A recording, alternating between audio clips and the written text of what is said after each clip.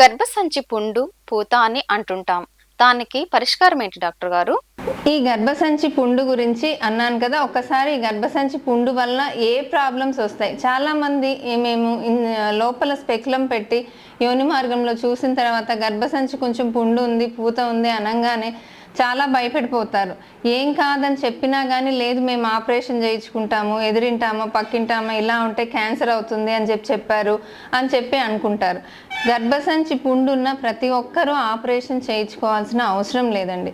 ఎప్పుడైనా గైనకాలజిస్ట్ మీకు టెస్ట్ చేసి గర్భసంచికి పుండు కానీ పూత కానీ ఉంది అని చెప్పినట్లయితే ప్యాప్స్మియర్ టెస్ట్ అని ఒకటి ఉంటుంది. ముఖద్వారం నుంచి ఉన్న తెల్లమైల్ని పరీక్షకు పంపించడం, లేదు ఇంకోటి ముఖ పరీక్ష చేయడం. ఇవి రెండు పరీక్షలు చేసుకున్న తర్వాత నార్మల్గా ఉంది అని అనిపిస్తే, రిపోర్ట్ కానీ వస్తే మనం మందుల ద్వారా అన్నా తగ్గించుకోవచ్చు. లేదు గర్భసంచి ముఖద్వారానికి ఐస్ పెట్టే పద్ధతి అని వినే ఉంటారు. ఈ ఐస్ పెట్టే పద్ధతి నొప్పి ఏమి ఉండదు.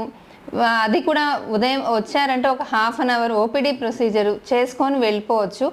90 to 95% ఆఫ్ ద పేషెంట్స్కి ఎవరికైతే అర్లీగా ఈ పూత పుండు ఉంటుందో ఈ ఐస్ పెట్టడం ద్వారా క్యూర్ అయిపోతుందండి. సో చిన్న ప్రొసీజర్తో క్యూర్ అయిపోయేది. మనం ఏదో భయపడిపోయి దాన్ని ఆపరేషన్ వరకు పోవాల్సిన అవసరం ఉండదు.